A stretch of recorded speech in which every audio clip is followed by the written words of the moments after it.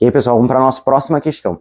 A 47-year-old man with a history of bipolar 1 disorder and hypertension presents with a two-week history of increased thirst, frequent urination, and sleep disturbances. He reports consuming up to 30 cups of water per day and has a 20-year history of smoking 2 packs of cigarettes daily. Physical examination reveals decreased skin turgor. Laboratory tests show a sodium level of 149, potassium level of 4.1, and an elevated antidiuretic hormone level. His urine osmolality is 121.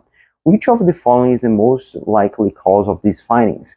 Então, pessoal, aqui, antes da gente resolver essa questão propriamente dita, eu gostaria de fazer uma revisão de um conteúdo que vai ser relevante para a gente resolver essa questão, que é justamente a toxicidade do lítio.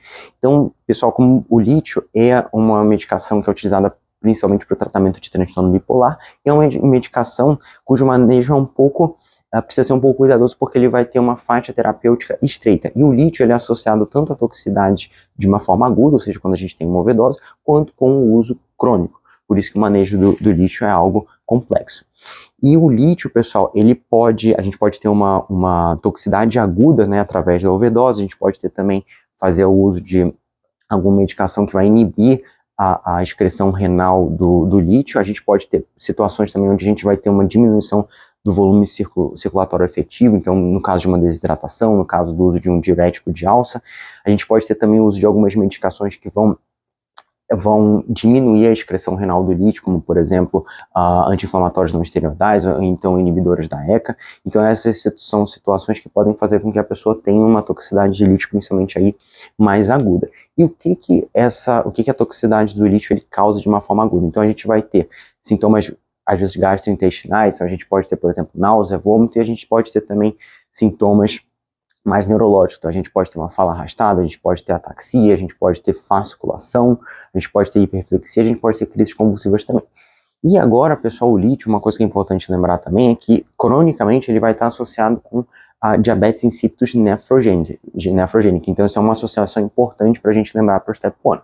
E aí, de uma forma principalmente aguda, né, se a gente detecta essa intoxicação aguda do lítio, o que a gente precisa fazer do ponto de vista de manejo? Então, a gente vai descontinuar o lítio, a gente pode fazer uma hidratação com salina isotônica também, e em casos um pouco mais severos, a gente pode fazer hemodiálise. E aí, pessoal, de posse desses conhecimentos, vamos voltar aqui para a nossa questão. Então aqui, pessoal, vejam, aqui a gente vai ter essa questão um pouquinho mais complicada. Aqui a gente vai ter um paciente, esse paciente ele vai estar com um histórico de polidipsia, ou seja, aumento de sede, poliúria, então ele vai ter essa urinação, essa micção mais frequente. E aí, pessoal, se a gente for dar uma olhada nos exames laboratoriais dele, o que vai chamar a atenção é que ele vai estar com uma hipernatremia, ele vai estar com um aumento do hormônio antidiurético, e ele vai estar com uma baixa osmolaridade urinária. Então, pessoal, esse quadro que é característico da diabetes insípidos nefrogênica. E a diabetes insípidos nefrogênica, ela é uma das principais complicações do uso de lítio cronicamente, que é justamente a resposta da nossa questão. Seria um efeito adverso de uma medicação, e a medicação nesse caso seria o próprio lítio. E uma grande dica aí de que se trata do lítio é que na primeira frase desse enunciado a gente vê que é um homem e ele tem esse diagnóstico psiquiátrico de transtorno bipolar do tipo 1. Então, dentre as causas de diabetes insípidos nefrogênica, a gente já teria que ver o lítio ali, acender a lâmpadazinha do lítio, justamente porque aparece o transtorno bipolar do tipo 1 ali na primeira sentença.